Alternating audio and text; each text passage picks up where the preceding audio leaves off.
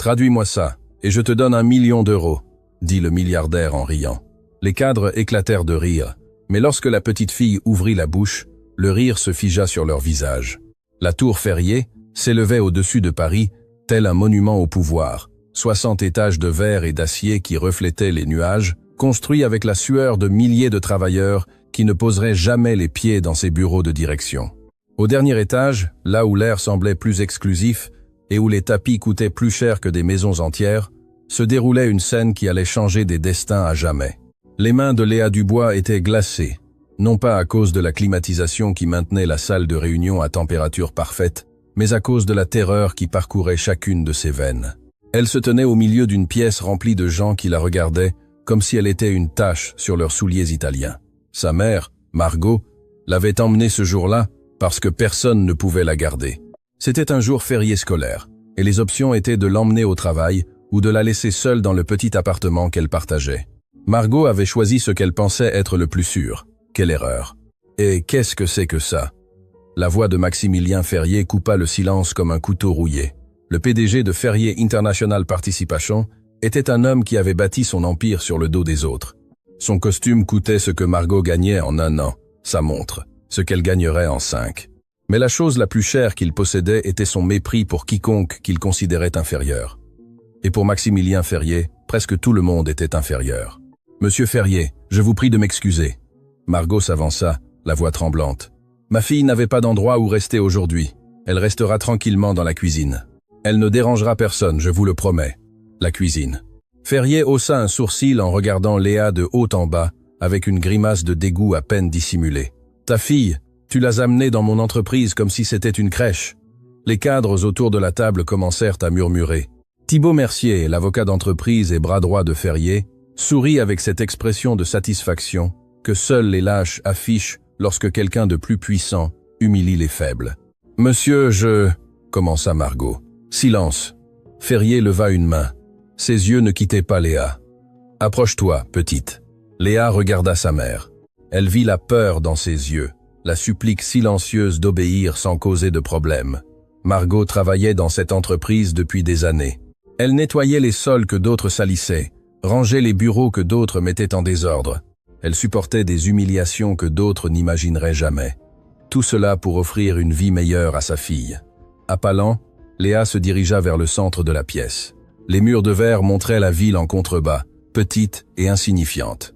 La table de réunion brillait sous les lumières, si polie que Léa pouvait voir son propre reflet.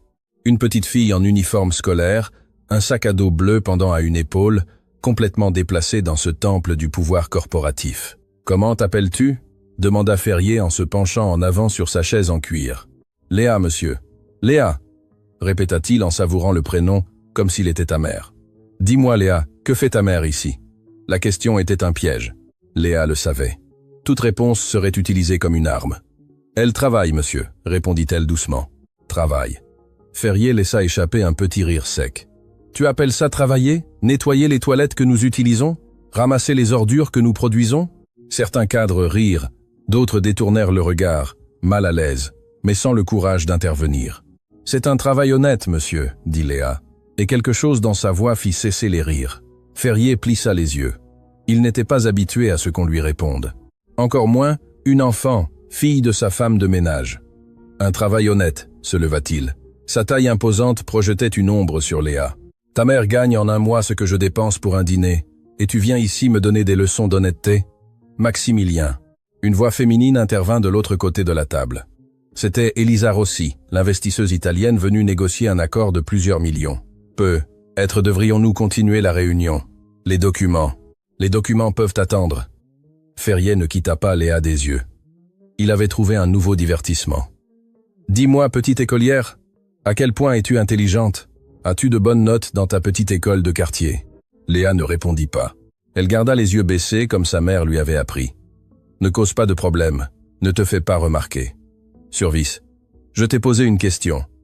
La voix de Ferrier se durcit. Oui, monsieur, j'ai de bonnes notes. Dans quelle matière? Dans toutes, monsieur. Un autre rire parcourut la pièce. Thibaut Mercier se pencha en avant, ses yeux brillants de malice. Dans toutes? Même en langue? Demanda l'avocat. Oui, monsieur. Et quelle langue parles-tu, petite génie? Ferrier croisa les bras, son sourire devenant plus large. Léa hésita. Elle savait que tout ce qu'elle dirait serait moqué, mais elle savait aussi que mentir était pire. Sa mère lui avait aussi appris cela. La vérité, même si elle fait mal, vaut toujours mieux que le mensonge. Français, anglais, italien, allemand et arabe, monsieur. Le silence qui s'ensuivit fut absolu. Et puis Maximilien Ferrier fit quelque chose que personne n'attendait. Il renversa la tête en arrière et laissa échapper un rire si bruyant qu'il fit vibrer les fenêtres. Un rire qui contenait tout son mépris, toute son incrédulité, tout son dédain envers cet enfant qui osait affirmer une chose aussi absurde. « 5 langues !»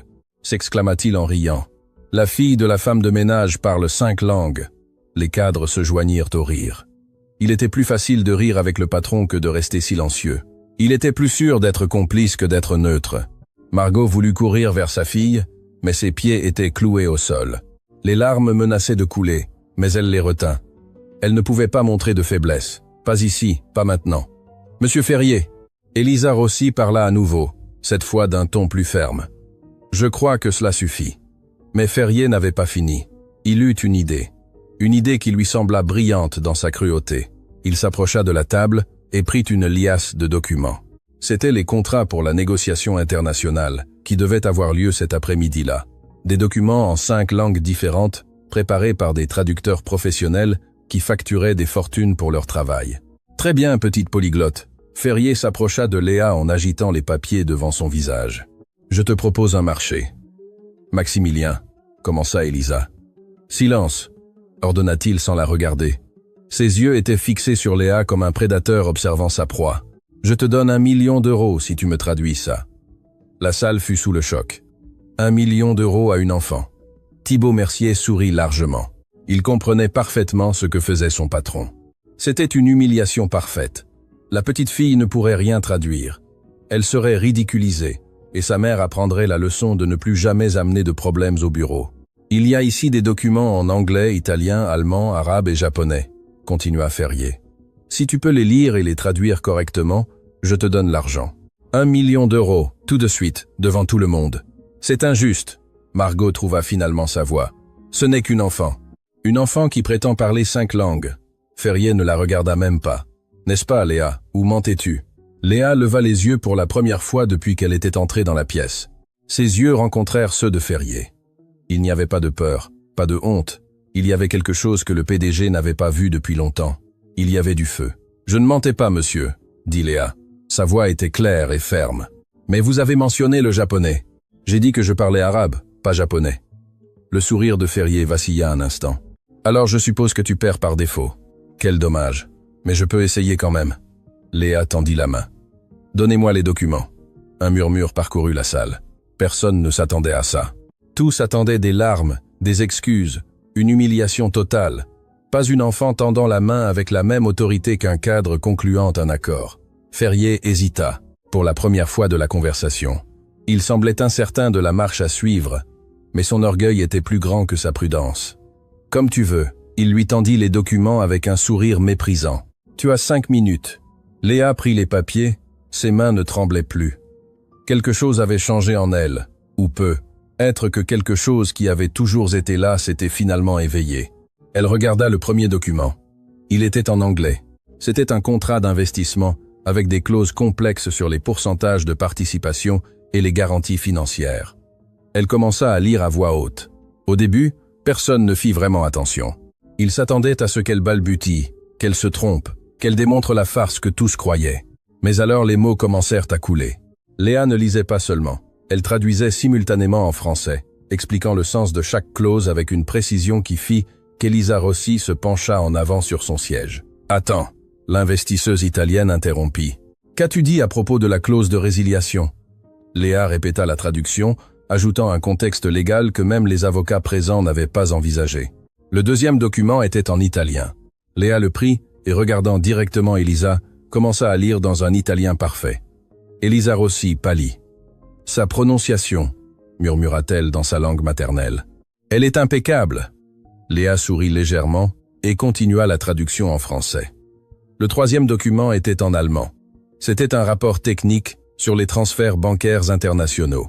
Léa le lut avec la même fluidité, son accent si parfait que Karl Brenner, Le banquier allemand présent en tant que consultant retira ses lunettes pour mieux la regarder. « Où as-tu appris l'allemand » demanda-t-il dans sa langue. « Ma voisine était allemande, monsieur », répondit Léa, également en allemand. « Elle m'a enseigné depuis que j'étais toute petite. Elle disait que les mots sont des ponts entre les mondes. » Le 4e document était en arabe. C'était une lettre d'intention d'Omar Al-Rachid, l'homme d'affaires qui négocierait par vidéoconférence cet après-midi-là. Léa prit le papier et commença à lire les caractères arabes de droite à gauche, sa voix adoptant la cadence particulière de cette langue ancienne. Omar Al-Rachid, qui était connecté par vidéoconférence pour observer la réunion préliminaire, se leva de son siège dans son bureau, à des milliers de kilomètres de distance. « Qui est cet enfant » demanda-t-il en arabe. « La fille de la femme de ménage » répondit Léa dans la même langue sans quitter le document des yeux. « Et votre lettre est très bien écrite, monsieur Al-Rachid, en particulier le paragraphe sur l'importance de la confiance dans les affaires. » La salle était dans un silence complet. Maximilien Ferrier avait cessé de sourire. Son visage s'était transformé en un masque d'incrédulité qui se teintait lentement de quelque chose de plus dangereux. Humiliation. Il ne restait qu'un document. Celui qui était en japonais, la langue que Léa avait admis ne pas connaître. Ferrier vit son opportunité. « Le dernier », dit-il en retrouvant un peu de son calme. « Le japonais, tu as dit que tu ne le parlais pas. Je suppose que ton petit numéro se termine là. » Léa regarda le document. Les caractères japonais la regardaient en retour comme une énigme impossible. Elle sentit le poids de tous les regards sur elle. Elle sentit l'espoir de sa mère. Elle sentit le mépris de Ferrier. Elle sentit l'étonnement des investisseurs internationaux. Et puis elle fit quelque chose que personne n'attendait. Elle marcha vers l'endroit où Yuki Tanaka, la cadre japonaise, était assise. Elle s'inclina respectueusement, comme elle l'avait vu faire dans des vidéos éducatives, et parla. « Tanaka-san, je ne parle pas japonais, mais j'ai étudié la culture de votre pays pendant des années. Je sais qu'au Japon, admettre ce que l'on ne sait pas est aussi important que de montrer ce que l'on sait. Je vous demande humblement de m'apprendre à lire ce document. Pas aujourd'hui, mais un jour. » Le silence qui s'ensuivit fut différent de tous les précédents. Yuki Tanaka se leva lentement. Ses yeux brillaient d'une lueur qui aurait pu être de l'admiration ou peut être quelque chose de plus profond. « Au Japon, » dit-elle en français avec un léger accent, « nous avons un mot. Gambaru signifie s'efforcer au maximum, ne jamais abandonner, donner tout de soi, même si le résultat est incertain. » Elle regarda Ferrier avec une expression qui fit reculer le PDG d'un pas. « Cet enfant vient de faire preuve de plus de gambaru que n'importe quel cadre que j'ai connu en 20 ans d'affaires. » Elisa Rossi se leva également. « Je suis tout à fait d'accord. Ce que je viens de voir est extraordinaire. » Karl Brenner hocha la tête. « Je n'ai jamais rien vu de tel. Sanfesali, Novezali, Endete Alimasa Nego. » Omar Al-Rachid, depuis l'écran, parla d'une voix grave en français. « Monsieur Ferrier, vous avez promis 1 million d'euros.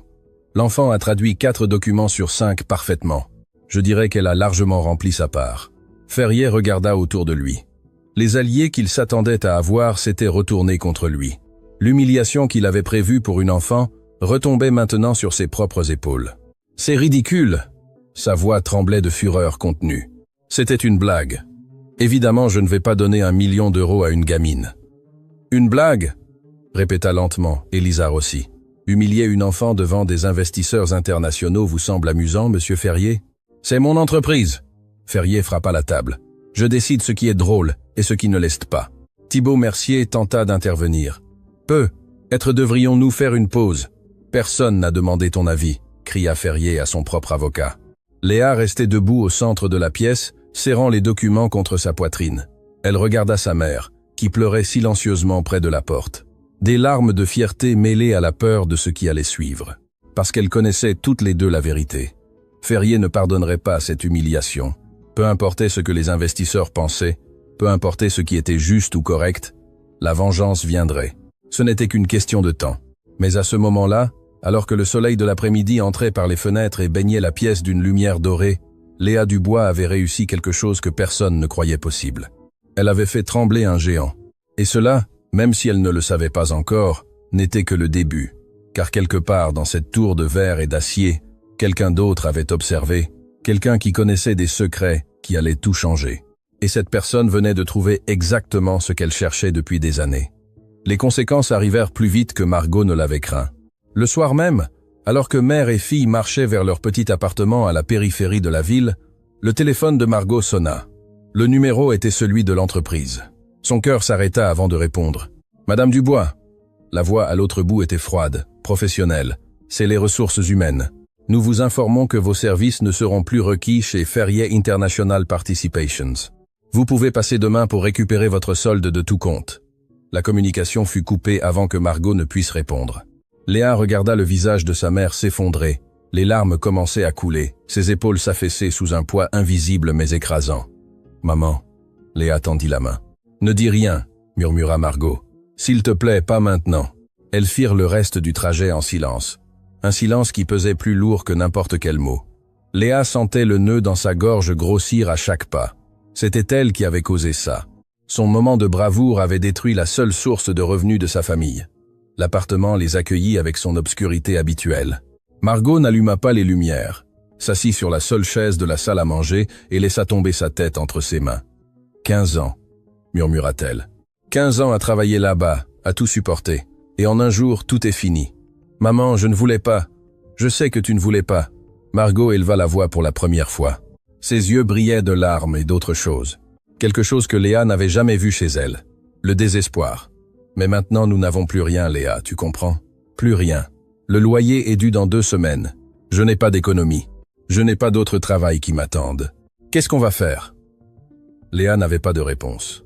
Elle resta plantée au milieu du petit salon, sentant chaque mot de sa mère s'enfoncer dans sa poitrine comme des aiguilles de glace. « J'aurais dû me taire, » dit-elle finalement. « J'aurais dû le laisser se moquer de moi, et c'est tout. » Margot inspira profondément, essayant de retrouver son calme. « Non, ma fille. Ce que tu as fait était courageux. C'était incroyable. Mais dans ce monde, les courageux ne gagnent pas toujours.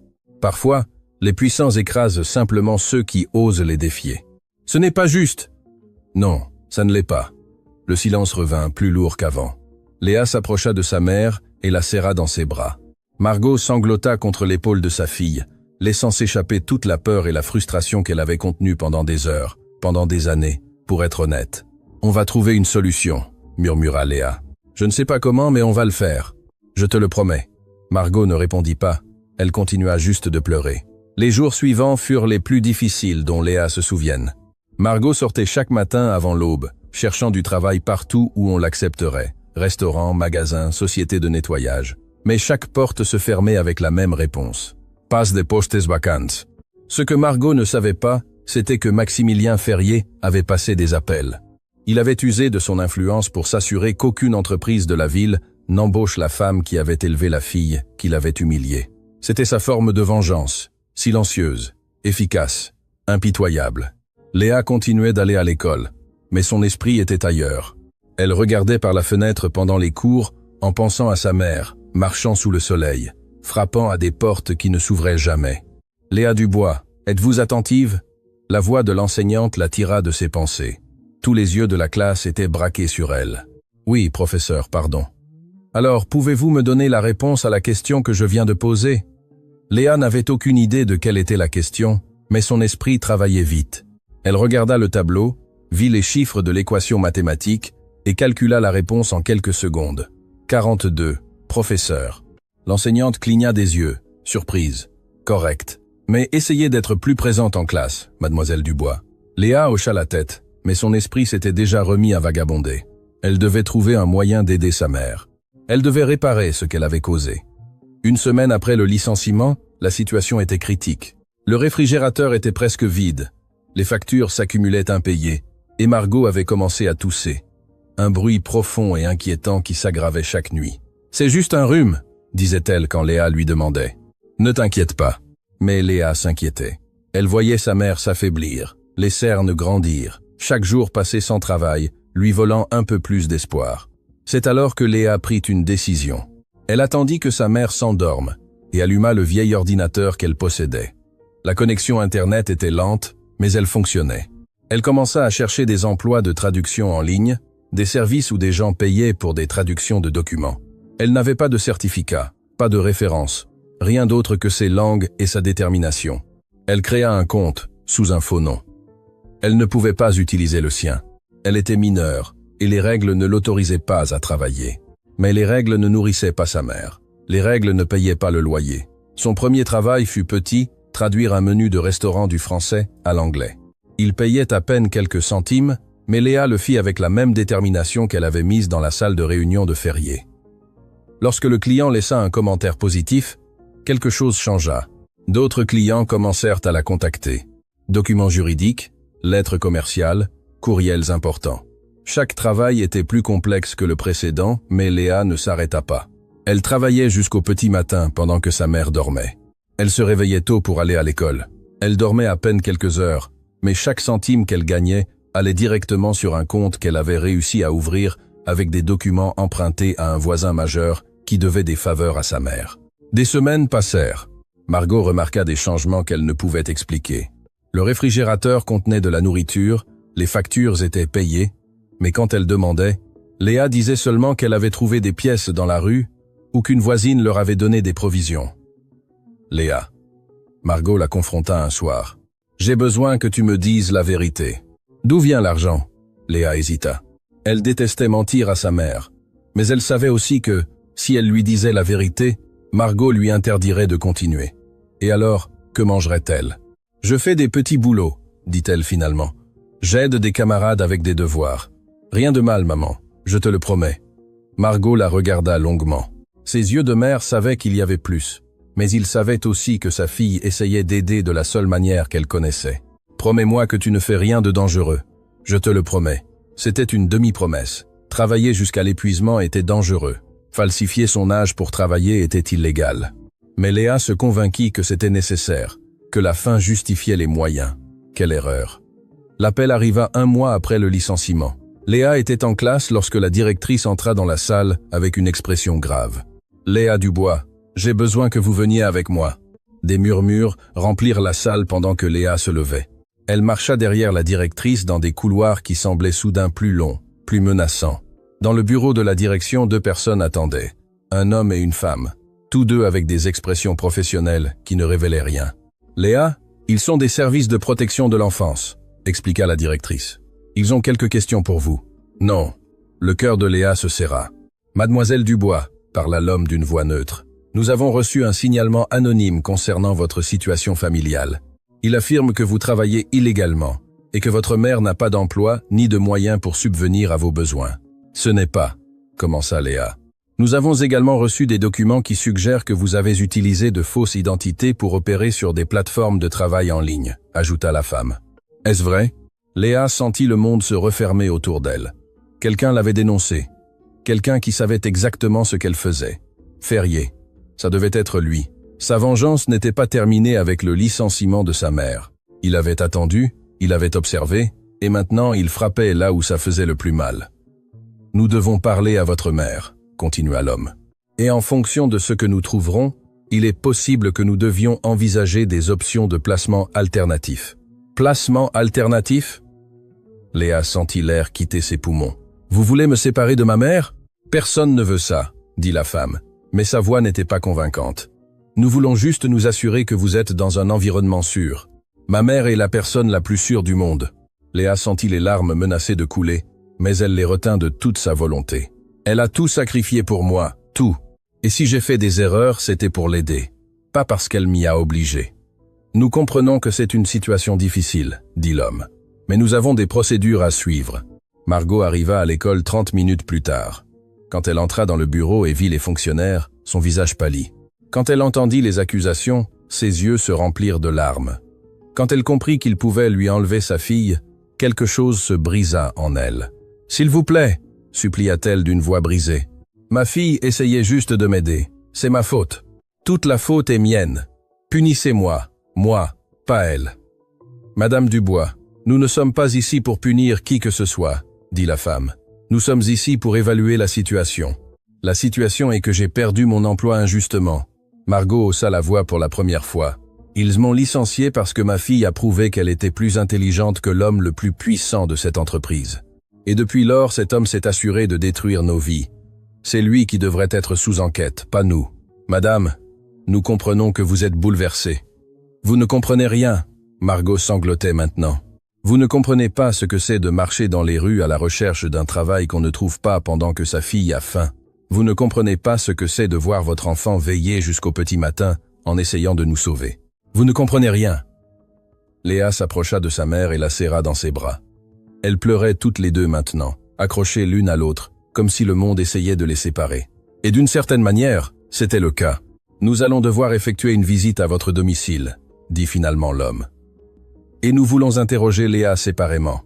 C'est la procédure standard. »« Vous n'allez pas me séparer de ma fille, » dit Margot avec une détermination farouche qui traversa les larmes. « Personne ne parle de séparation pour l'instant. » La femme tenta de calmer la situation. « Pour l'instant », répéta Margot le mot comme s'il était un poison. « Tu as entendu ça, Léa? Pour l'instant. Comme si c'était inévitable. Comme s'ils avaient déjà décidé. »« Maman, » murmura Léa, « tout va bien se passer. On va leur montrer qu'on est une famille, qu'on prend soin l'une de l'autre. Ils vont voir la vérité. »« La vérité, » murmura Margot amèrement. « La vérité est que les pauvres n'ont pas de vérité. Nous n'avons que l'histoire que les riches décident de raconter sur nous. » L'entretien séparé fut l'heure la plus longue de la vie de Léa.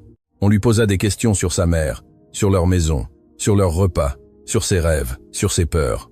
Chaque réponse était analysée, notée, jugée. « Ta mère t'a-t-elle déjà fait du mal ? » ?»« Jamais. Ma mère est la personne la plus douce qui existe. »« Te sens-tu en sécurité chez toi ? » ?»« Je me sens en sécurité parce que je suis avec elle. »« Pourquoi as-tu commencé à travailler en ligne ?» Léa hésita avant de répondre. Elle savait que la vérité pouvait aggraver les choses, mais elle savait aussi que le mensonge l'avait menée jusqu'ici. Parce que ma mère tombait malade à force de chercher un travail qu'elle ne trouvait pas, parce que nous n'avions pas de quoi manger, parce que j'étais la seule à pouvoir faire quelque chose, et les langues sont la seule chose que j'ai. Savais-tu que c'était illégal ? Je savais que c'était nécessaire. La fonctionnaire la regarda longuement. Il y avait quelque chose dans ses yeux que Léa ne pouvait déchiffrer. Compassion, jugement, les deux. « Léa, sais-tu qui a fait le signalement anonyme concernant ta famille ? » « Je crois que oui. »« Qui ? » ?»« Maximilien Ferrier. L'homme qui a licencié ma mère, l'homme qui a promis de me donner 1 million d'euros si je traduisais des documents, puis s'est moqué de moi quand je l'ai fait. » La fonctionnaire prit note. « C'est une accusation sérieuse. C'est la vérité. » Lorsqu'on leur permit finalement de se réunir, mère et fille s'étreignirent comme si elles ne s'étaient pas vues depuis des années. « Ils ne vont pas nous séparer, » murmura Léa à l'oreille de sa mère. « Je ne le permettrai pas. Ma petite courageuse. » Margot embrassa son front. « Ma petite guerrière. » Mais alors qu'elle sortait de l'école, aucune d'elles ne remarqua le véhicule stationné de l'autre côté de la rue, ni l'homme qui les observait avec un sourire satisfait. Thibaut Mercier baissa la vitre et composa un numéro sur son téléphone. « Monsieur Ferrier, tout s'est déroulé comme prévu. Les autorités sont maintenant impliquées. Ce n'est qu'une question de temps avant que la petite ne finisse dans le système de placement. » La voix de Ferrier résonna, satisfaite, à l'autre bout de la ligne. « Excellent. Personne ne m'humilie et s'en sort indemne. Absolument personne. Et que faisons-nous de la mère? Elle est déjà détruite, sans travail, sans argent, et bientôt sans fille. C'est une punition suffisante pour l'instant. Et si quelqu'un découvre notre implication ?» Ferrier rit doucement. « Qui va croire une femme de ménage contre les actions de l'un des hommes les plus puissants du pays? Personne. C'est ça le privilège du pouvoir, Thibaut. On peut faire ce qu'on veut. Et le monde se contente de regarder ailleurs. » L'appel fut coupé. Thibaut démarra son moteur et s'éloigna, laissant derrière lui une mère et une fille qui marchaient enlacées vers un avenir incertain. Mais ce qu'aucun d'eux ne savait, c'est que quelqu'un d'autre avait écouté cette conversation. Quelqu'un qui avait installé un dispositif d'écoute sur le téléphone de Thibaut des mois auparavant, attendant exactement ce moment. Quelqu'un qui connaissait tous les secrets de Maximilien Ferrier et qui venait de décider qu'il était temps d'agir, car dans l'ombre de la tour Ferrier, une tempête était sur le point d'éclater, et quand elle arriverait, plus rien ne serait comme avant. Gaston Leclerc avait vécu 73 ans en apprenant une vérité fondamentale. Le vrai pouvoir ne se mesure pas au cri, mais au silence. Assis dans son bureau privé, dans un immeuble sans nom au centre de la ville, il écoutait pour la 3e fois l'enregistrement de la conversation entre Thibaut Mercier et Maximilien Ferrier. Chaque mot confirmait ce qu'il soupçonnait depuis des années. Son neveu était devenu un monstre. Car oui, Maximilien Ferrier était son neveu, le fils de sa sœur cadette, que Gaston avait élevé comme son propre enfant lorsqu'elle était morte d'une maladie que les médecins n'avaient jamais su expliquer. Il lui avait donné éducation, opportunités, contacts, il lui avait tout appris sur les affaires, et Maximilien avait utilisé chaque leçon pour bâtir un empire de cruauté. « Monsieur Leclerc », la voix de son assistante, une femme nommée Claire Lefebvre, interrompit ses pensées. Les enquêtes que vous avez demandées sont complètes. Claire déposa un dossier épais sur le bureau. C'était une femme d'âge mûr, discrète, efficace. Elle travaillait pour Gaston depuis des décennies et connaissait des secrets qui pourraient faire tomber des gouvernements. « Qu'avez-vous trouvé sur la petite ?» demanda Gaston sans lever les yeux. Léa Dubois, élève brillante, note parfaite à tous les niveaux, parle 5 langues avec une fluidité avérée. Sa mère, Margot Dubois, a travaillé 15 ans chez Ferrier International Participation jusqu'à son licenciement injustifié il y a 1 mois. Et le signalement anonyme. Nous avons retracé l'origine, continua Claire. Il a été effectué à partir d'un téléphone jetable, mais les tours de communication localisent l'appel à l'intérieur de la tour Ferrier, spécifiquement à l'étage des bureaux juridiques. Thibault, murmura Gaston le nom comme s'il était un poison. Il y a plus, Claire continua. La mère est malade. Cela a commencé comme une simple toux, mais cela a empiré. Nos contacts à l'hôpital communautaire indiquent qu'elle a visité la clinique gratuite 3 fois au cours des 2 dernières semaines. Les médecins soupçonnent une bronchite sévère, évoluant peu, être vers une pneumonie. Elle a besoin de médicaments qu'elle ne peut pas se payer. Gaston ferma les yeux. L'image de Margot marchant sous la pluie à la recherche de travail, tombant malade tandis que sa fille travaillait jusqu'au petit matin pour les maintenir à flot, lui causa un pincement de culpabilité. Il avait créé le monstre qui détruisait ses vies. Qu'en est-il du cas avec les services de protection de l'enfance? Audience prévue dans 1 semaine. Si l'évaluation détermine que le foyer est inadéquat, Léa sera retirée de la garde de sa mère et placée dans le système. Et les évaluateurs? C'est là que ça devient intéressant. Claire sortit un autre document. L'un des fonctionnaires assignés, Marc Perrine, a des liens financiers avec des filiales de Ferrier Holdings. Il reçoit des paiements mensuels catalogués comme consultation, mais il n'y a aucune preuve d'un quelconque service rendu. Un pot de vin déguisé. Gaston hocha lentement la tête. Maximilien a acheté l'évaluateur. Cela semble être le cas. Le verdict est probablement déjà décidé. Gaston se leva de sa chaise et marcha vers la fenêtre. De là, il pouvait voir la tour Ferrier briller au loin, un monument à l'ego d'un homme sans conscience. Pendant des années, Gaston avait observé depuis l'ombre. Il avait fondé Ferrier International Participations des décennies auparavant, mais s'était retiré lorsque sa santé avait commencé à décliner, laissant tout entre les mains de son neveu. Cela avait été sa plus grande erreur. Maximilien avait transformé l'entreprise, l'avait rendue plus grande, plus riche, plus puissante, mais l'avait également transformée en quelque chose de corrompu.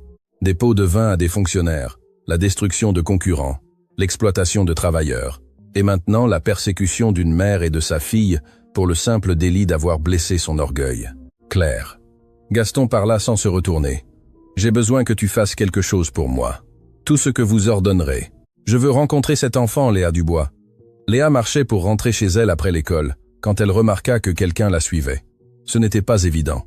Qui que ce soit, il savait comment garder ses distances. Mais Léa avait développé des instincts aiguisés au cours des dernières semaines. Vivre sous menace constante fait ça aux gens. Elle accéléra le pas. Le suiveur accéléra également. Son cœur commença à battre plus vite. C'était quelqu'un envoyé par Ferrier. Un autre coup dans son jeu cruel. Elle pensa à courir, mais ses jambes tremblaient trop. Léa Dubois, l'appela une voix féminine. Elle se retourna brusquement. Une femme d'âge mûr s'approchait, les mains visibles, montrant qu'elle ne représentait aucune menace. « Qui êtes-vous » Léa recula d'un pas. « Je m'appelle Claire Lefebvre. Je ne viens pas vous faire de mal. Je viens vous offrir de l'aide. De l'aide. » Léa rit amèrement. « La dernière personne qui a offert de l'aide a fini par nous dénoncer aux autorités.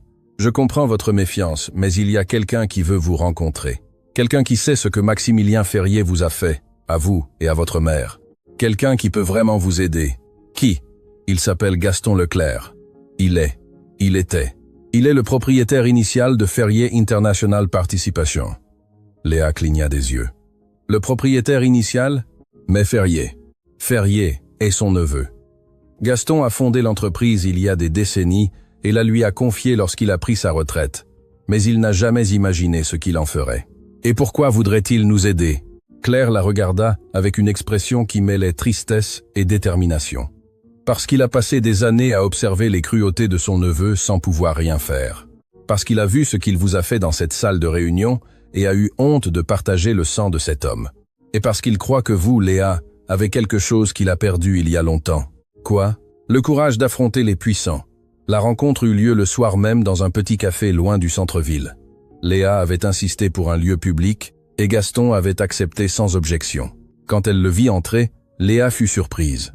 Elle s'attendait à quelqu'un d'imposant, d'intimidant. Au lieu de cela, elle trouva un vieil homme à la démarche lente, aux yeux fatigués mais gentils, et à un sourire qui semblait sincère. « Merci d'avoir accepté de me voir. » Gaston s'assit en face d'elle avec des mouvements lents. « Je sais que vous n'avez aucune raison de faire confiance à quiconque est lié à Ferrier. »« Je n'en ai pas, » confirma Léa. « Mais je n'ai pas beaucoup d'options non plus. Direct. J'aime ça. » Gaston commanda 2 chocolats chauds au serveur avant de continuer. « Savez-vous qui je suis ? Votre assistante me l'a expliqué. Vous avez fondé l'entreprise. Ferrier est votre neveu. Plus que ça, je l'ai élevé. Quand ma sœur est morte, Maximilien n'avait que 8 ans. Je l'ai accueilli chez moi, je l'ai éduqué, je lui ai donné tout ce que j'avais. Je pensais que j'étais en train de former un homme de bien. Vous vous êtes lourdement trompé. Le pouvoir révèle qui nous sommes vraiment, soupira Gaston. Et Maximilien a révélé quelque chose que je ne voulais pas voir. Cruauté, ambition sans limite, mépris pour quiconque qu'il considère inférieur. Pourquoi n'avez-vous rien fait avant ?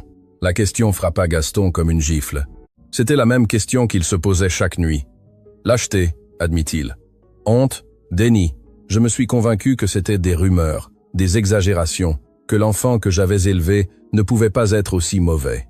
Mais quand je vous ai vu dans cette salle de réunion, quand j'ai vu à quel point mon neveu prenait plaisir à humilier une enfant devant des dizaines de personnes, j'ai su que je ne pouvais plus regarder ailleurs. Vous étiez là ? J'ai accès à toutes les caméras de sécurité de l'entreprise. Je n'ai jamais complètement renoncé au contrôle. C'était ma dernière sauvegarde, même si je n'aurais jamais pensé devoir l'utiliser. Léa traita l'information. Alors vous avez tout vu, tout. J'ai vu comment vous traduisiez ces documents avec une compétence que des professionnels mettraient des années à développer. J'ai vu comment vous avez affronté un homme qui a détruit des carrières d'un claquement de doigts. J'ai vu comment, lorsque le document en japonais est arrivé, vous avez eu la sagesse d'admettre ce que vous ne saviez pas et l'humilité de demander qu'on vous l'apprenne. Ses yeux s'humidifièrent légèrement. J'ai vu une enfant extraordinaire, traitée comme de la merde, par un homme qui ne mérite pas de lui nettoyer les chaussures. Le chocolat chaud arriva. Léa enveloppa ses mains autour de la tasse, absorbant la chaleur. « Qu'attendez-vous de moi ?» demanda-t-elle finalement. « Je veux vous aider, vous et votre mère. »« Comment ?» Gaston sortit une enveloppe de sa veste. « Voici suffisamment d'argent pour payer le traitement médical de votre mère. Je sais qu'elle est malade. Je sais qu'elle a besoin de médicaments qu'elles ne peuvent pas se payer. » Léa regarda l'enveloppe, mais ne la toucha pas. « Et en échange ? Rien. Personne ne donne quelque chose en échange de rien. » Gaston sourit avec une admiration sincère. « Vous avez raison. Il y a toujours une raison. La mienne est la rédemption. J'ai passé des années à permettre à mon neveu de détruire des vies pendant que je comptais mes pièces en silence. Vous aider n'effacera pas mes péchés, mais peut être que cela m'aidera à l'empêcher d'en commettre d'autres. Il y a autre chose. » Léa le regarda droit dans les yeux. « Vous voulez autre chose que de vous sentir mieux avec vous-même. » Gaston garda le silence pendant un long moment. Finalement, il hocha la tête. « Je veux arrêter Maximilien, non seulement pour ce qu'il vous a fait, mais pour tout ce qu'il a fait pendant des années, les pots de vin, les manipulations, les vies qu'il a ruinées. Mais je ne peux pas le faire seul. J'ai besoin de quelqu'un en qui avoir confiance, quelqu'un qui n'a pas de prix, quelqu'un que Maximilien ne verrait jamais venir. Moi, Léa faillit rire. Je suis une enfant, je n'ai pas de pouvoir, je n'ai pas d'argent, je n'ai rien. Vous avez quelque chose de plus précieux que tout ça. Vous avez la vérité, votre histoire, votre talent, votre courage. Le monde commence déjà à entendre parler de vous. Les investisseurs qui étaient à cette réunion n'ont pas cessé de parler de la petite fille qui a humilié Ferrier dans sa propre salle de conférence. Parler.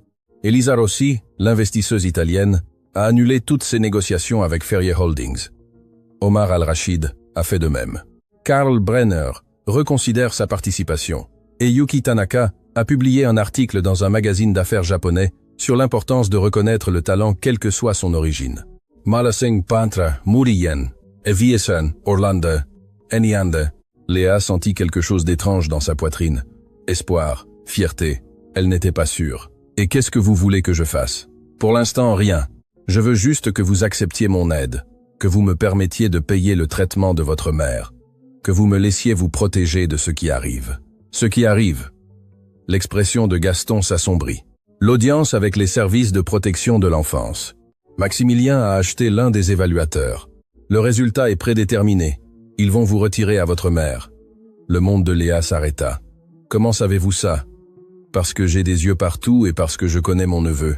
Il ne s'arrêtera pas avant de vous avoir complètement détruite. Les larmes menacèrent de couler, mais Léa les retint. Elle ne pleurerait pas. Pas ici, pas maintenant. Pouvez-vous l'arrêter?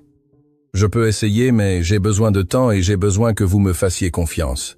Léa regarda l'enveloppe sur la table. Elle pensa à sa mère toussant chaque nuit, s'aggravant chaque jour. Elle pensa à l'audience qui approchait comme une tempête inévitable. Elle pensa à toutes les portes qui s'étaient fermées, à tous les espoirs qui étaient morts, et elle pensa à quelque chose que sa mère lui disait toujours. Quand tu n'as rien à perdre, toute main tendue est un pont. Elle prit l'enveloppe. D'accord, dit-elle. Je vous ferai confiance. Mais si vous me trahissez, si vous blessez ma mère de quelque manière que ce soit, je trouverai le moyen de vous détruire. Je ne sais pas comment, mais je le ferai. Gaston la regarda avec un mélange d'étonnement et de respect. Je sais. Et c'est exactement pourquoi je crois en vous.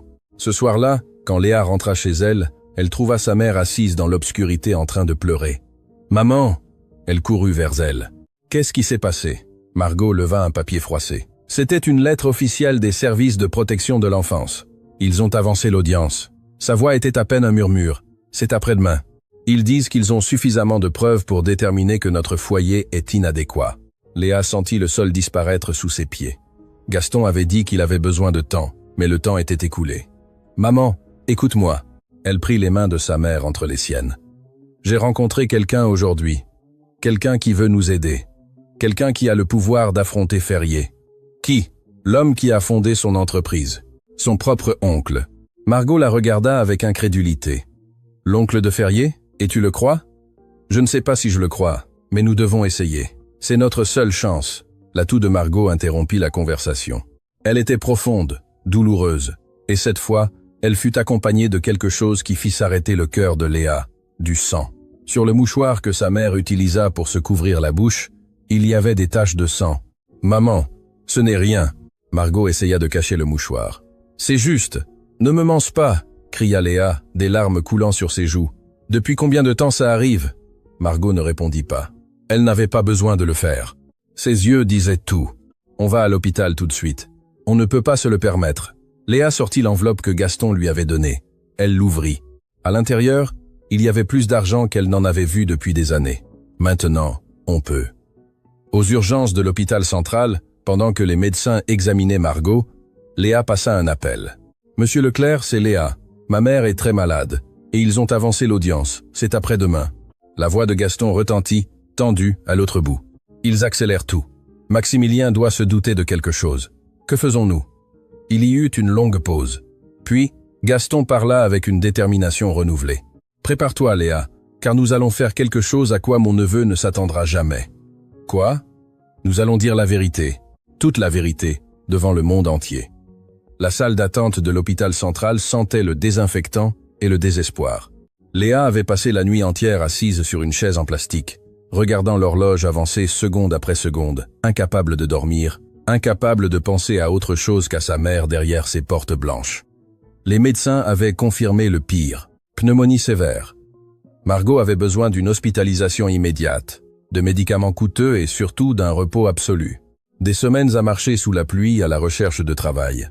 Des nuits sans sommeil à s'inquiéter pour sa fille et le stress constant de vivre sous menace avaient détruit son système immunitaire. « Elle est forte », avait dit le docteur. Hélène Moreau, une femme aux yeux compatissants qui semblait sincèrement inquiète, mais elle doit rester ici au moins une semaine. Si l'infection atteint complètement les poumons, on pourrait parler de quelque chose de beaucoup plus grave. Une semaine. L'audience était dans 2 jours.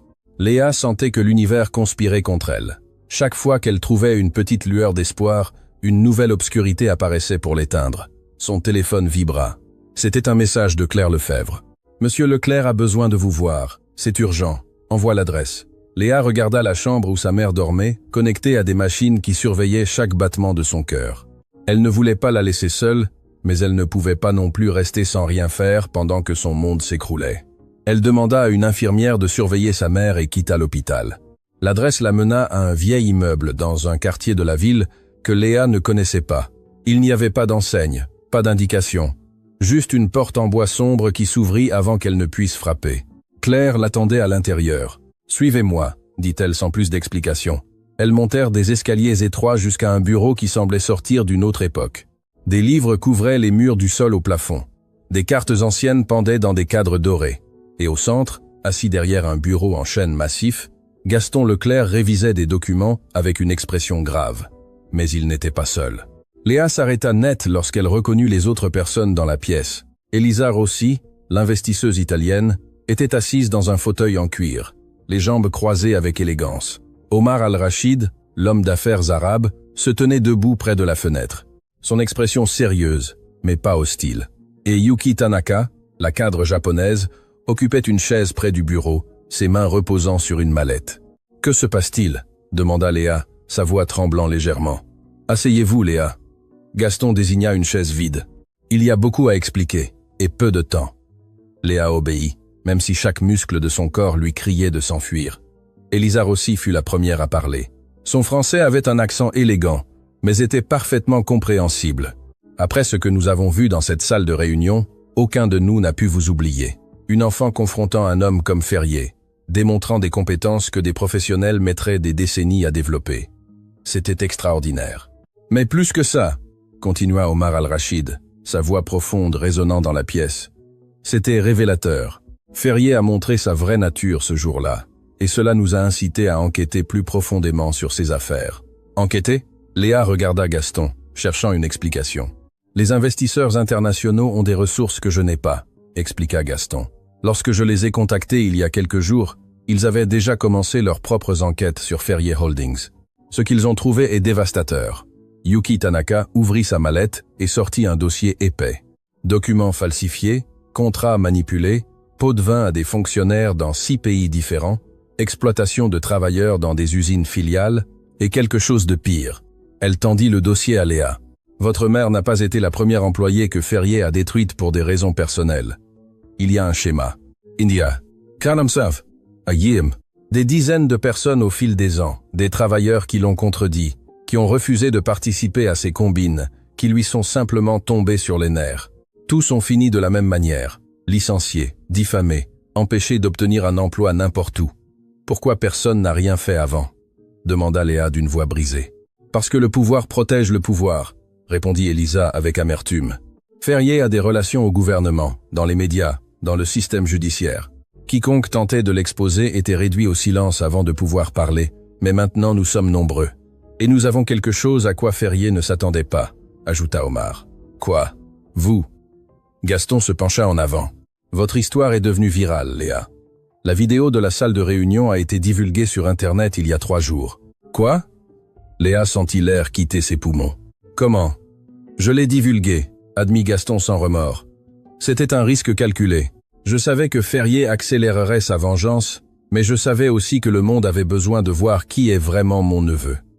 Claire alluma un écran sur le mur. La vidéo montrait exactement ce dont Léa se souvenait. Ferrier, se moquant d'elle, le défi du 1 million d'euros, sa démonstration en 4 langues, l'humilité face aux Japonais. Mais le plus frappant étaient les chiffres sous la vidéo. 47 millions de vues. En 3 jours, le monde entier parle de vous, dit Elisa. Vous êtes en tendance dans 17 pays. Des journalistes du monde entier veulent vous interviewer, et le plus important, ils enquêtent sur Ferrier. Léa ne pouvait pas traiter ce qu'elle voyait. Son moment d'humiliation s'était transformé en quelque chose de complètement différent. Les gens ne se moquaient pas d'elle. Ils l'admiraient, la défendaient, exigeaient justice. Les commentaires.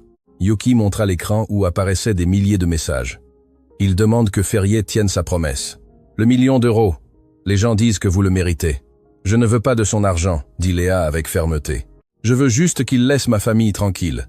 Et c'est exactement ce que nous allons obtenir. Gaston se leva. Mais nous avons besoin de votre aide. Mon aide pourquoi ? Pour la conférence de presse que nous avons organisée pour demain. Les heures suivantes furent un tourbillon de préparation. Gaston expliqua le plan. Demain, quelques heures avant l'audience avec les services de protection de l'enfance, il tiendrait une conférence de presse internationale. Les investisseurs présenteraient les preuves des crimes corporatifs de Ferrier. Gaston révélerait son identité en tant que fondateur de l'entreprise et dénoncerait publiquement les actions de son neveu. Et Léa raconterait son histoire. Non seulement ce qui s'est passé dans la salle de réunion, précisa Gaston, tout. Le licenciement injuste de votre mère, la campagne pour l'empêcher de trouver du travail, le signalement anonyme, l'évaluateur acheté, tout. Et vous croyez que ça va marcher? Demanda Léa avec scepticisme. Ferrier a du pouvoir, il a des avocats, il a des relations. Mais il n'a pas quelque chose que nous avons, répondit Omar, avec un sourire qui n'atteignait pas ses yeux. La vérité documentée. Et 47 millions de témoins qui sont déjà de votre côté. Elisa s'approcha de Léa et lui prit les mains. Je sais que vous avez peur, n'importe qui l'aurait. Mais ce que vous avez fait dans cette salle de réunion a prouvé que vous avez plus de courage que des hommes qui ont dirigé des nations. Vous n'êtes pas seul là-dedans. Yuki hocha la tête. Au Japon, nous disons Nana Korobi Yaoki. Cela signifie tomber 7 fois et se relever 8. Vous vous êtes déjà relevé plus de fois que je ne peux en compter. Une fois de plus ne vous vaincra pas. Léa regarda chacun des présents. Un vieil homme cherchant la rédemption. Une investisseuse italienne qui avait risqué des millions par principe, un homme d'affaires arabe qui croyait en la justice, une cadre japonaise qui valorisait l'humilité par-dessus l'arrogance, et elle, une enfant qui voulait seulement protéger sa mère. D'accord, dit-elle finalement. Je vais le faire. Cette nuit-là, Léa retourna à l'hôpital. Sa mère était réveillée, bien que faible. Où étais-tu? Demanda Margot d'une voix rauque. Léa s'assit à côté de son lit et lui raconta tout. La vidéo virale, les investisseurs, le plan pour la conférence de presse, l'audience qui approchait. Quand elle eut terminé, Margot pleurait silencieusement. « Ma petite courageuse », murmura-t-elle. « Quand as-tu cessé d'être ma petite fille pour devenir une guerrière? Je n'ai jamais cessé d'être ta petite fille, maman. J'ai juste appris à me battre pour ce que j'aime. J'ai peur, admit Margot. J'ai peur de ce qui pourrait arriver si tu affrontes cet homme publiquement. Moi aussi j'ai peur. Léa prit la main de sa mère. Mais j'ai plus peur de ne rien faire et de te perdre, qu'il nous sépare, qu'il gagne. Et si ça ne marche pas? Alors au moins, le monde saura la vérité. Et ça, personne ne pourra nous l'enlever. Margot ferma les yeux.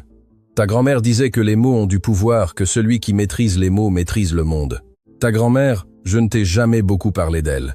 Elle est morte quand j'étais jeune, mais elle était traductrice, tout comme toi. Elle parlait 6 langues. Elle a travaillé pour des ambassades, pour des entreprises, pour des gouvernements.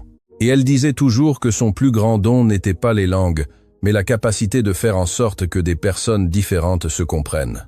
Léa sentit des larmes se former dans ses yeux. Pourquoi ne me l'as-tu jamais dit?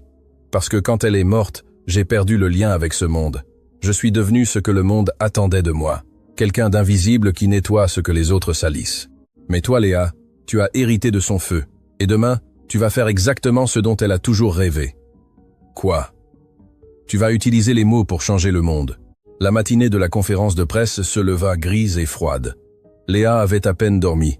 Elle avait passé des heures à répéter ce qu'elle dirait, comment elle le dirait, anticipant les questions qu'on pourrait lui poser, mais rien ne l'avait préparée à ce qu'elle trouva en arrivant à la salle où l'événement aurait lieu. Des centaines de journalistes remplissaient l'espace. Des caméras de télévision du monde entier pointaient vers une petite scène où un podium avec des microphones avait été placé.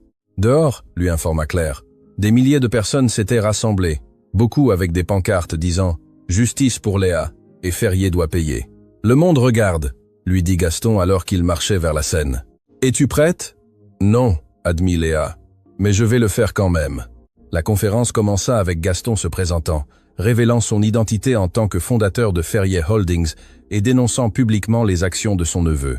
Les journalistes explosèrent de questions, mais Gaston garda son calme, présentant document après document comme preuve. Puis vinrent les investisseurs. Elisa parla des irrégularités financières. Omar révéla les pots de vin internationaux. Yuki présenta des témoignages d'anciens employés qui avaient subi le même sort que Margot. Et finalement, ce fut le tour de Léa. Elle marcha vers le podium avec des jambes qui tremblaient, mais une voix qui refusait de se briser. Elle regarda les caméras, imagina les millions d'yeux l'observant de partout dans le monde et commença à parler. « Je m'appelle Léa Dubois, j'ai 11 ans. Ma mère est femme de ménage et il y a un mois, un homme puissant a promis de me donner 1 million d'euros si je pouvais traduire des documents en 5 langues. Elle fit une pause. Le silence dans la salle était absolu. J'en ai traduit 4 sur 5 parfaitement. Le 5e était le japonais, une langue que je ne connais pas. Mais au lieu de mentir, j'ai admis ma limite et j'ai demandé à apprendre. Savez-vous ce que cet homme a fait? Il a ri. Il a dit que c'était une blague, puis il a licencié ma mère pour m'avoir amené au travail ce jour-là. Les caméras capturaient chaque mot, chaque expression, chaque larme que Léa refusait de laisser couler. Mais cela ne lui a pas suffi. Il s'est assuré qu'aucune entreprise de la ville n'embauche ma mère. Il a fait un signalement anonyme pour qu'on me retire la garde de ma mère. Il a acheté des fonctionnaires pour garantir que nous perdions tout. Elle leva un dossier contenant des copies des preuves. Voici la preuve. Documents, enregistrements, témoignages, tout ce dont vous avez besoin pour voir qui est vraiment Maximilien Ferrier. Elle regarda directement la caméra principale. Monsieur Ferrier, si vous regardez ceci, je veux que vous sachiez une chose. Je n'ai pas peur de vous. Ma mère m'a appris que la dignité ne s'achète ni ne se vend. Et ma grand-mère, que je n'ai jamais connue, mais dont le feu coule dans mes veines, m'a appris que les mots peuvent changer le monde. Sa voix se renforça à chaque phrase. Vous avez essayé de nous détruire, mais la seule chose que vous avez réussi à faire, c'est de réveiller quelque chose qui ne pourra plus jamais dormir. Car maintenant le monde sait qui vous êtes, et le monde regarde. Le silence qui suivit les mots de Léa ne dura que 3 secondes, puis le chaos. Les journalistes se levèrent de leur siège en criant des questions. Les flashs des caméras explosèrent comme des feux d'artifice. Le murmure de la foule à l'extérieur se transforma en un rugissement qui traversait les murs de l'immeuble. Mais Léa n'entendait rien de tout cela. Ses yeux étaient fixés sur un écran latéral qui montrait la diffusion en direct. Les chiffres de spectateurs augmentaient à chaque seconde. 1 million, 2 millions, 5 millions. Des gens du monde entier assistaient à ce moment. Gaston s'approcha du podium et prit le contrôle. Nous allons maintenant répondre aux questions de manière ordonnée. S'il vous plaît, levez la main. Les mains se levèrent comme une forêt de doigts désespérés. Vous, au premier rang. Gaston désigna une journaliste rousse avec l'accréditation d'une chaîne internationale. Merci. Je suis Victorine Leroy de Nouvelle Mondiale. Monsieur Leclerc vous dit être le fondateur de Ferrier Holdings et l'oncle de Maximilien Ferrier. Avez-vous des preuves de cette parenté? Gaston hocha la tête. J'ai des certificats de naissance, des documents d'adoption informels, des relevés bancaires qui montrent les transferts que j'ai effectués pour son éducation et des photos de famille qui couvrent des décennies. Tout sera remis aux autorités compétentes. Une autre main se leva. Un homme chauve avec un accent britannique. Jonathan Pierce, Le Monde économique. Pour les investisseurs présents, êtes-vous prêt à témoigner formellement contre Ferrier Holdings? Et quelles implications cela aurait-il pour vos propres affaires? Elisa Rossi s'approcha du microphone. Nous sommes prêts à témoigner. Quant aux implications, nous perdrons de l'argent. Beaucoup d'argent. Mais il y a des choses plus importantes que les profits. L'intégrité en fait partie. Omar Al-Rachid ajouta. Dans ma culture, l'honneur vaut plus que l'or. Ce que nous avons vu dans cette salle de réunion a été le déshonneur d'un homme qui croit que l'argent le protège de tout. Il s'est trompé.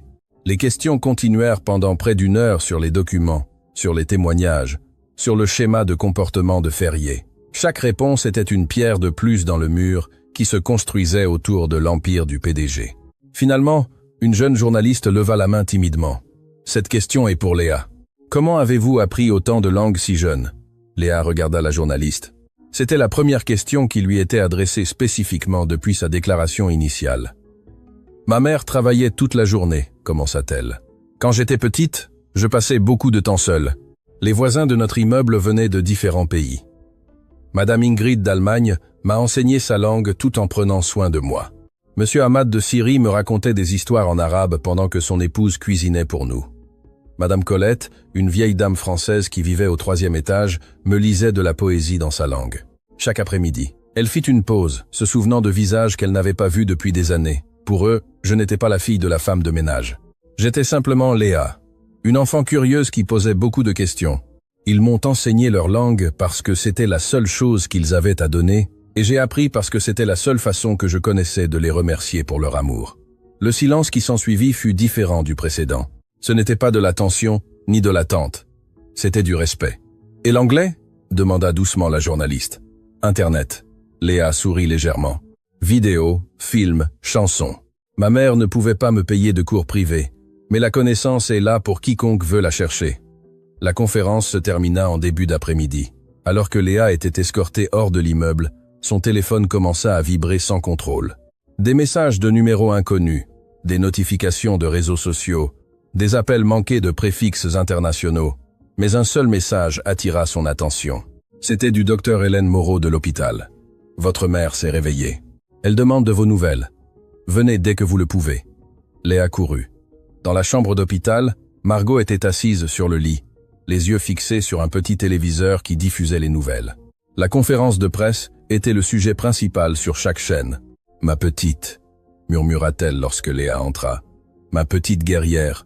Léa se jeta dans ses bras, pleurant pour la première fois depuis des jours.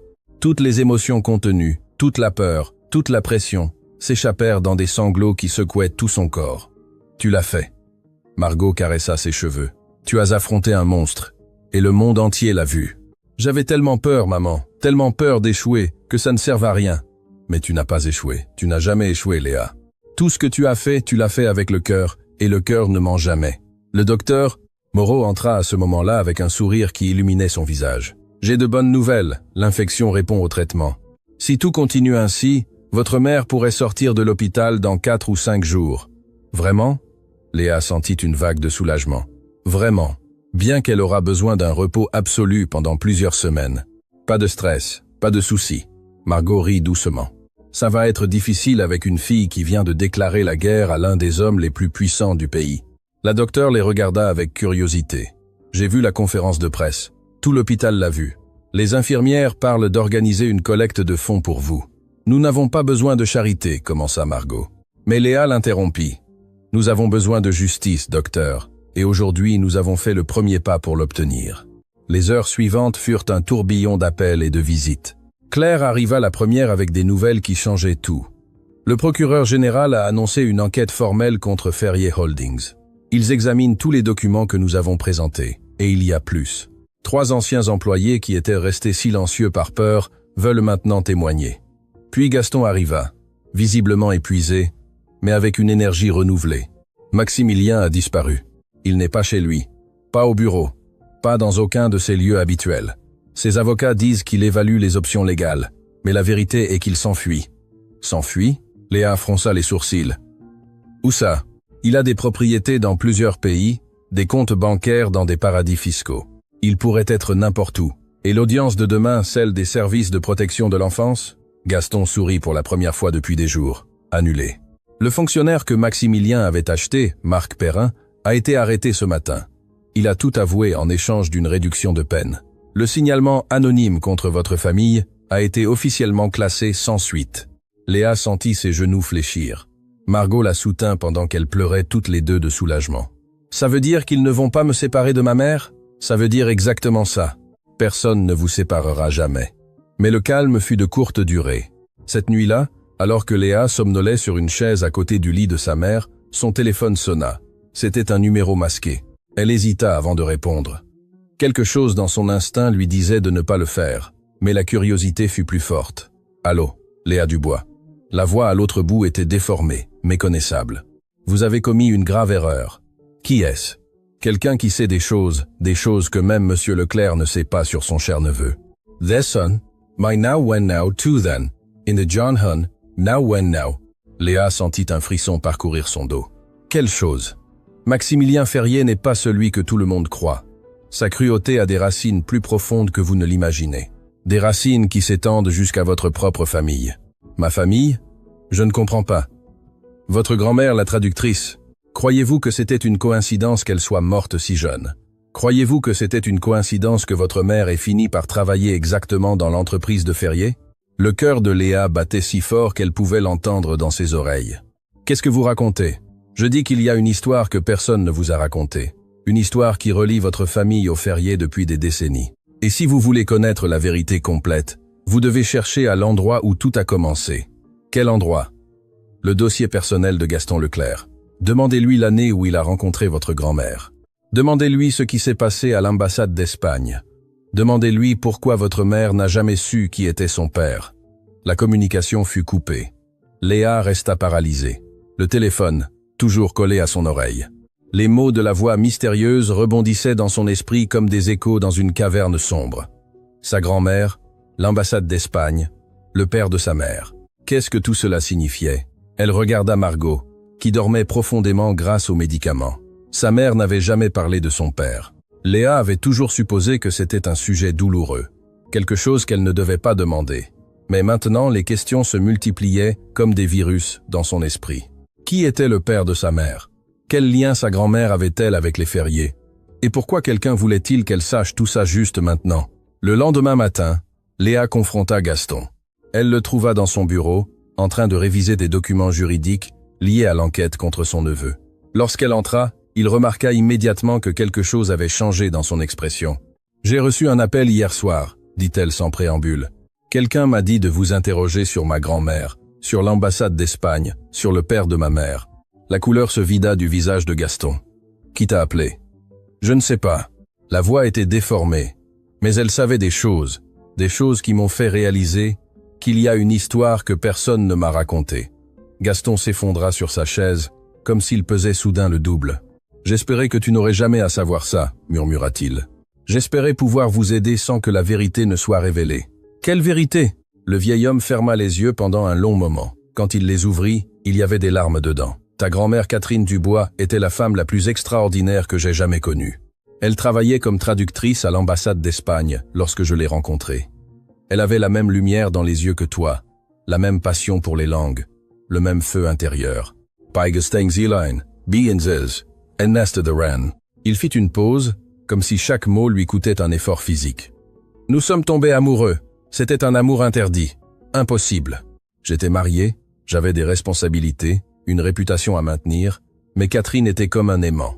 Je ne pouvais pas m'éloigner d'elle, même si je savais que je devais le faire. Léa sentit le sol bouger sous ses pieds. Vous êtes en train de dire que vous et ma grand-mère avez eu une relation? Elle a duré près de 2 ans, et de cette relation est née une enfant que Catherine a élevée seule parce que j'étais trop lâche pour la reconnaître publiquement. Ma mère, murmura Léa. Ma mère est votre fille. Gaston hocha la tête, incapable de la regarder dans les yeux.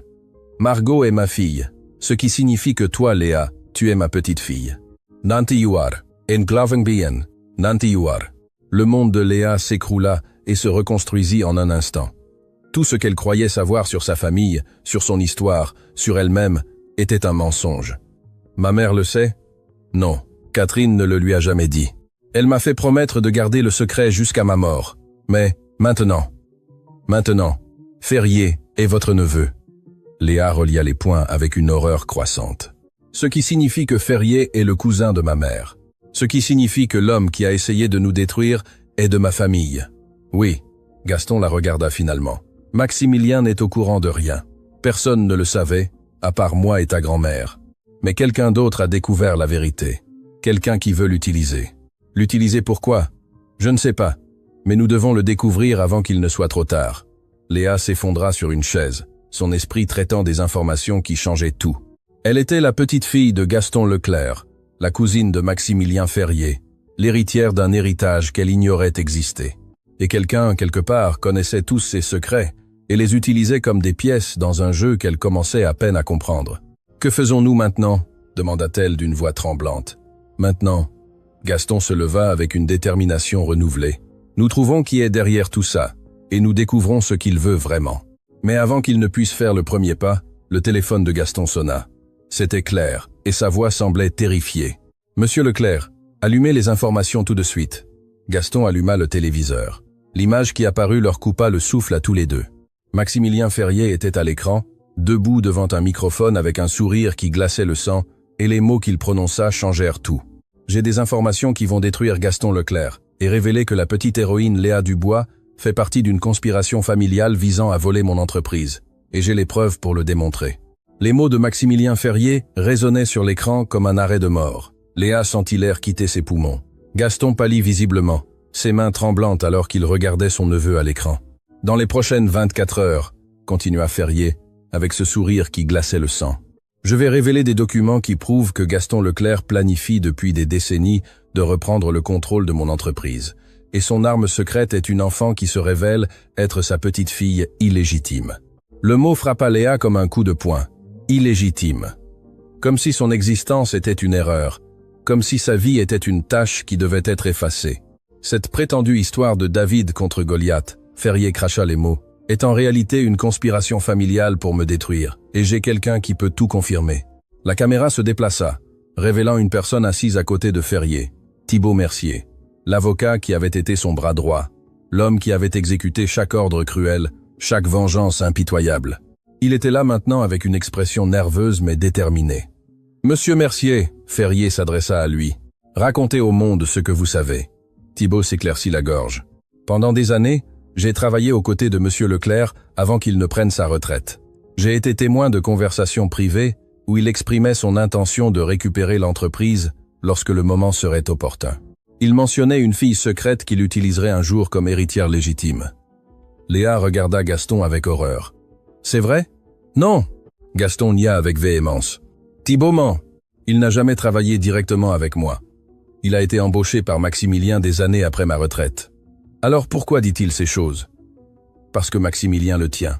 Thibaut en sait trop sur les vrais crimes de mon neveu. S'il ne coopère pas, il ira en prison avec lui. » À l'écran, Ferrier continuait sa performance. Demain à 10h du matin, au même endroit où cet enfant a fait son cirque médiatique, je présenterai toutes les preuves. Le monde verra qui sont vraiment les Leclerc et les Dubois. Une famille de menteurs et de manipulateurs. La diffusion se termina. Le silence dans le bureau de Gaston était assourdissant. « Nous devons faire quelque chose. » Léa rompit le silence. « Nous ne pouvons pas le laisser mentir à notre sujet. Ce qu'il dit n'a aucun fondement juridique. » Tenta Gaston de garder son calme, mais sa voix tremblait. Il n'y a pas de document prouvant une conspiration parce qu'il n'y a pas de conspiration. Mais le dommage public est déjà fait, intervint Claire. Les gens qui vous soutenaient ont maintenant des doutes. Les réseaux sociaux explosent de théories. Le téléphone de Gaston sonna. C'était Elisa Rossi. Gaston, je viens de voir la diffusion. Il faut qu'on parle tout de suite. Une demi-heure plus tard, les investisseurs étaient à nouveau réunis dans le bureau. Leurs expressions mêlaient inquiétude et détermination. L'accusation de Ferrier est ridicule, parla Omar Al-Rachid le premier. Quiconque a vu la vidéo originale sait que cet enfant ne jouait pas la comédie. Son talent est authentique. Mais Ferrier a quelque chose, fit remarquer Elisa avec pragmatisme. Il ne ferait pas une telle déclaration sans avoir une sorte de preuve, même si elle est fabriquée. Fabriquée? Demanda Léa. De faux documents, expliqua Yuki Tanaka. Dans le monde de l'entreprise, c'est plus courant que vous ne l'imaginez. On crée des papiers qui semblent légitimes, mais qui sont complètement inventés. Et comment prouver qu'ils sont faux? C'est là le problème, soupira Elisa. Prouver que quelque chose est faux est beaucoup plus difficile que de prouver que quelque chose est vrai. Le téléphone de Léa vibra. Un message d'un numéro masqué. Si vous voulez la vérité sur Thibaut Mercier, cherchez dans les dossiers classés du barreau. Dossier numéro 2847. Tout n'est pas ce qu'il semble être. Léa montra le message aux autres. C'est la même personne qui m'a appelé hier soir. Celle qui sait pour ma grand-mère et ma famille. Quelqu'un nous aide depuis l'ombre? Gaston fronça les sourcils. Mais qui? Peu importe qui c'est en ce moment. Claire était déjà à son ordinateur. Ce qui compte, c'est si l'information est réelle. Elle tapa rapidement, accédant à des bases de données que Léa ignorait exister. Le voici. Claire tourna l'écran. Dossier 2847 du barreau. Thibaut Mercier a fait l'objet d'une enquête il y a des années pour falsification de documents dans une affaire civile. L'enquête a été classée faute de preuves, mais le dossier mentionne quelque chose d'intéressant. Quoi? Demandèrent tous, à l'unisson. Le plaignant initial a été menacé et a retiré les charges. Devinez qui représentait légalement la partie accusée. Ferrier Holdings. Thibaut, murmura Gaston. Exact. Thibaut falsifie des documents pour Ferrier depuis des années, et maintenant, il fait la même chose contre nous. La nuit tomba sur la ville. Alors que le groupe travaillait frénétiquement, Léa savait qu'elle devait retourner à l'hôpital avec sa mère. Mais elle savait aussi que si elle n'arrêtait pas Ferrier maintenant, tout ce qu'elles avaient accompli s'effondrerait. « Je dois aller voir ma mère », dit-elle finalement. Elle ne sait rien de ce qui se passe. « Vas-y. » Gaston hocha la tête. « Nous continuerons à travailler. Demain, nous aurons besoin de toutes nos forces. Monsieur Leclerc. » Léa s'arrêta à la porte. « Ma mère ne sait pas que vous êtes son père. Quand allez-vous le lui dire ?» Le vieil homme baissa les yeux. « Quand tout cela sera terminé. Je ne veux pas qu'elle ait plus de soucis maintenant. Elle mérite de savoir la vérité. Je sais, et je lui dirai. Je te le promets. » À l'hôpital, Margot était réveillée, regardant les nouvelles sur le petit téléviseur. « J'ai vu la conférence de Ferrier, » dit-elle lorsque Léa entra. « Cet homme n'a pas de limite. Maman, il y a quelque chose que je dois te dire. » Léa s'assit à côté de sa mère et lui raconta tout. À propos de Gaston, à propos de Catherine, à propos du secret qui était resté caché pendant des décennies. À chaque mot, le visage de Margot passait par différentes émotions. Surprise, incrédulité, douleur, confusion. Gaston Leclerc est mon père. Sa voix était à peine un murmure. Oui, maman. Tu es sa fille, et je suis sa petite fille. Et Ferrier est ton cousin et le mien aussi. Margot ferma les yeux. Les larmes commencèrent à couler silencieusement sur ses joues. Ma mère ne m'a jamais rien dit, murmura-t-elle. Chaque fois que je posais des questions sur mon père, elle changeait de sujet. Elle disait qu'il y avait des secrets qu'il valait mieux ne pas connaître. « Es-tu en colère ?» Margot ouvrit les yeux et regarda sa fille. « Je ne sais pas ce que je ressens. Toute ma vie, j'ai cru que j'étais la fille de personne, que mon père ne voulait tout simplement pas de moi. Et maintenant, je découvre que c'est l'un des hommes les plus riches du pays qui nous observait depuis des années sans rien dire. Il avait peur, maman. Peur de gâcher la mémoire de grand-mère. Peur de compliquer ta vie. Et cela justifie-t-il des décennies de silence pendant que nous luttions pour survivre. » Léa n'avait pas de réponse. Elle comprenait la rage de sa mère. Elle comprenait aussi les raisons de Gaston, mais comprendre ne signifiait pas accepter. « Je veux le voir, » dit Margot soudain. « Maintenant, avant l'aube, avant que ce monstre de Ferrier n'essaie de détruire le peu qui nous reste. » Gaston arriva à l'hôpital 1 heure plus tard. Léa attendait à l'extérieur de la chambre, leur laissant de l'intimité. À travers la porte fermée, elle pouvait entendre des voix. D'abord calmes, puis plus intenses, puis des sanglots. La conversation dura près de 2 heures. Lorsque Gaston sortit enfin, ses yeux étaient rouges d'avoir pleuré. Il semblait avoir vieilli de 10 ans en une nuit. « Comment va-t-elle » demanda Léa. En colère, blessée, confuse. Gaston s'appuya contre le mur. Elle a tout à fait le droit de se sentir ainsi. Je lui ai volé l'opportunité de connaître son père. Je lui ai volé une vie qui aurait pu être différente. Elle vous a pardonné ? Je ne sais pas. Elle a dit qu'elle avait besoin de temps, mais elle a aussi dit quelque chose qui m'a donné de l'espoir. Quoi ? Elle a dit que malgré tout, elle est fière de toi, de la femme que tu es devenue. Et que si j'ai eu quelque chose à voir avec ça, même indirectement, alors être qu'il y a quelque chose de bon, au milieu de tant d'erreurs. Léa sentit les larmes se former dans ses yeux. Elle entra dans la chambre et trouva sa mère regardant par la fenêtre. « Maman !» Margot se retourna. Son visage portait les traces des larmes. Mais il y avait autre chose, quelque chose que Léa reconnaissait parce qu'elle l'avait vu dans le miroir de nombreuses fois. La détermination. « On va en finir avec ça », dit Margot d'une voix ferme. « Cet homme, Ferrier, est mon cousin, mon propre sang, et il a dédié sa vie à détruire des personnes innocentes, y compris nous. Maman, tu es malade. Tu as besoin de te reposer. Je me reposerai quand ce sera fini. Mon endroit est à tes côtés en ce moment. Les médecins ne te laisseront pas sortir. Alors nous sortirons sans qu'ils nous voient. » Margot sourit pour la première fois depuis des jours. « Tu crois que tu es la seule à avoir hérité du feu de ta grand-mère ?» L'aube trouva un groupe improbable réuni dans le bureau de Gaston. Margot, pâle mais déterminée, assise dans un fauteuil avec une couverture sur les épaules. Léa à ses côtés, lui tenant la main. Gaston en face d'elle avec une expression d'étonnement de voir la fille qu'il n'avait jamais connue affronter la bataille à ses côtés. Les investisseurs occupaient le reste de la pièce, chacun contribuant avec des ressources et des contacts. Et au centre de la table, un écran montrait la découverte qui allait tout changer. « Nous avons trouvé l'origine de l'appel mystérieux », annonça Claire. « Vous n'allez pas croire qui c'est. » L'image à l'écran montra un visage que tous reconnurent. C'était une femme d'âge mûr avec des traits étrangement familiers. « Elle s'appelle Camille Ferrier », expliqua Claire. « C'est la sœur cadette de Maximilien Ferrier, et apparemment, elle compile des preuves contre son propre frère depuis des années. Ferrier a une sœur. » Léa n'arrivait pas à y croire. « Une sœur qu'il a pratiquement effacée de l'existence », murmura Gaston, reconnaissant le visage. « Camille, la dernière fois que je l'ai vue, elle n'était qu'une adolescente. Maximilien l'a envoyée loin lorsqu'il a pris le contrôle de l'entreprise. Il disait que c'était pour son bien, mais la vérité est qu'elle a toujours été la favorite de mes parents.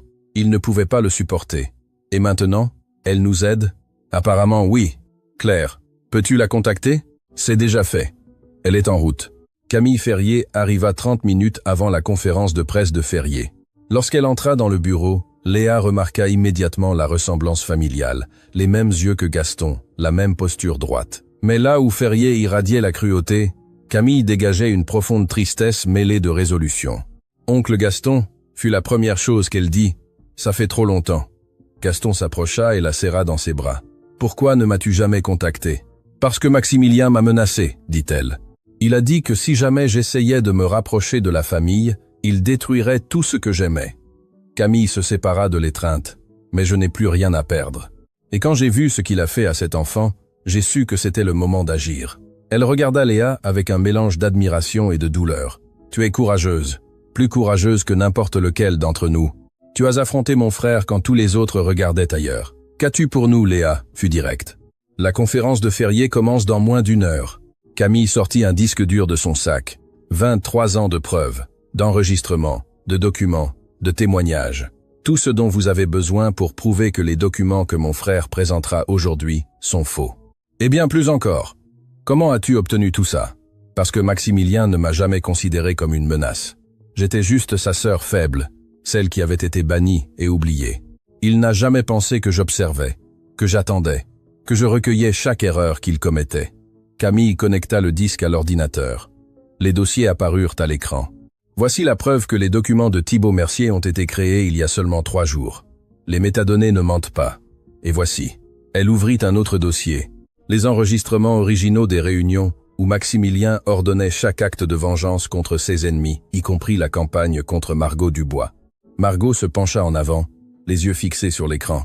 « Tu as des enregistrements de lui ordonnant ma destruction ?»« J'ai des enregistrements de tout.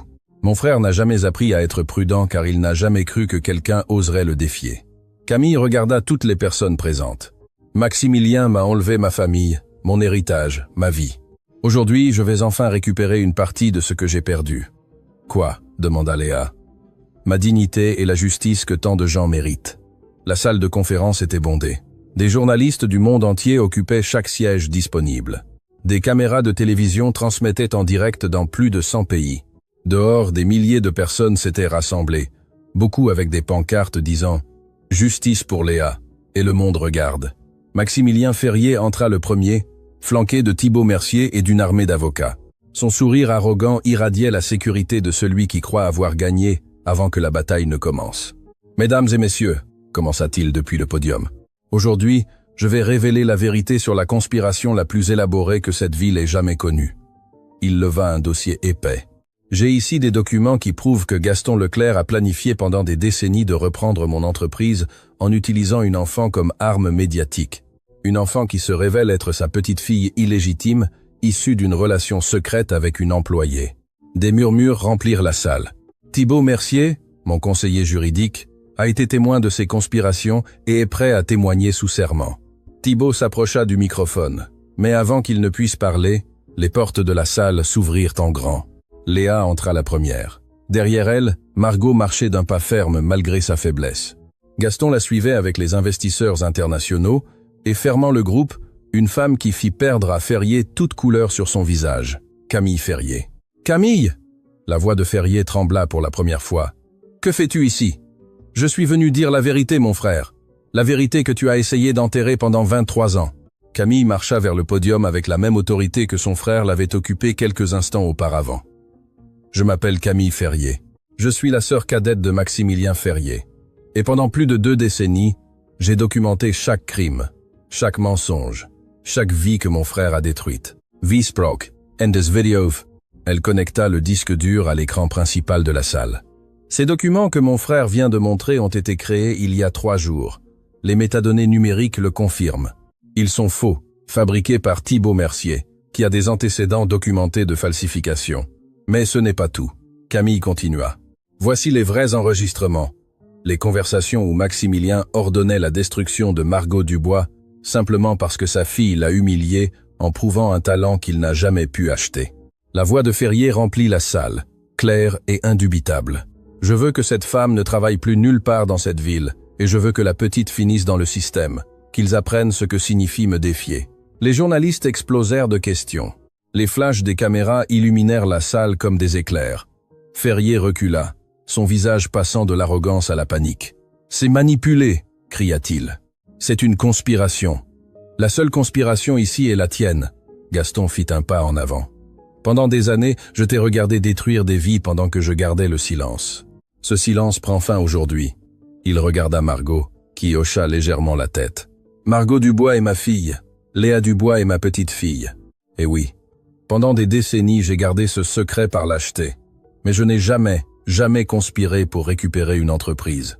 La seule chose que je voulais, c'était protéger ma famille d'un monstre que j'ai moi-même aidé à créer. » Thibaut Mercier, voyant que le navire sombrait, prit une décision désespérée. « Je peux tout expliquer. » Il s'approcha du microphone. « Ferrier m'a forcé à mentir.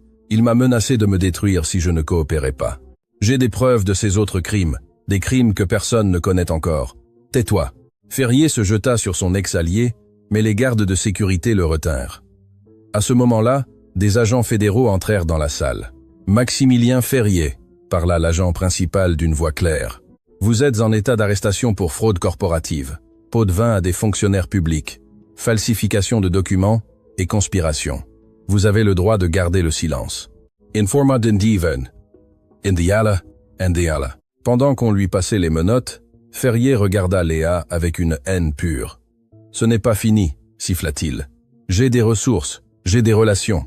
Je reviendrai. » Léa le regarda sans peur. « Non, monsieur Ferrier, vous ne reviendrez pas, car maintenant le monde sait qui vous êtes vraiment.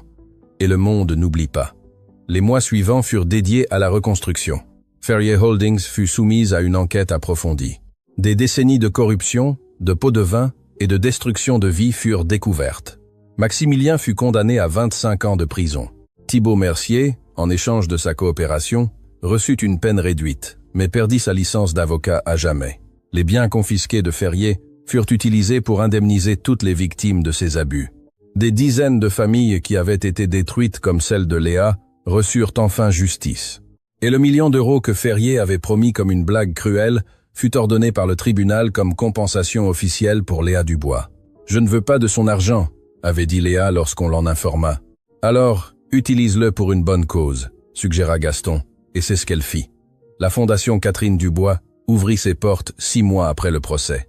Nommée en l'honneur de sa grand-mère, la Fondation se consacrait à identifier et à soutenir les jeunes talents sans ressources.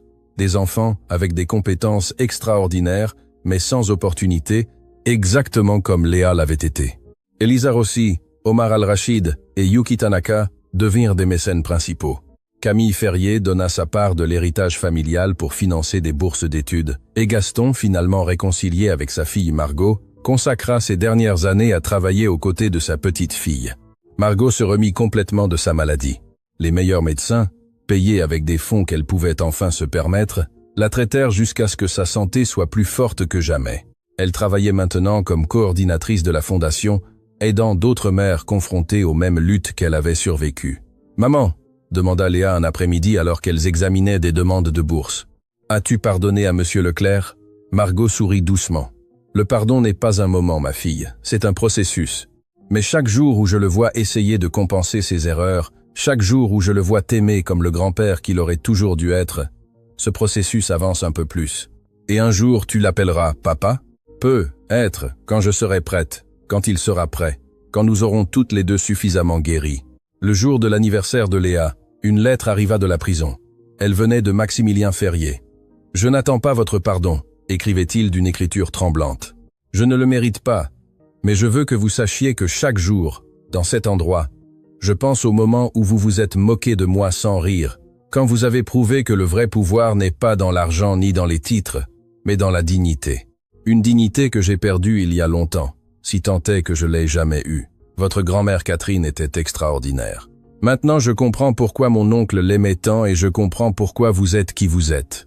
J'espère qu'un jour, quand vous serez adulte, vous pourrez regarder en arrière et voir que même les monstres peuvent apprendre, même s'il est trop tard. » Léa lut la lettre 3 fois avant de la ranger. Elle ne répondit pas. Ce n'était pas nécessaire. Certaines blessures ont besoin de temps. Certaines réponses n'existent pas et certaines personnes doivent simplement vivre avec les conséquences de leurs décisions.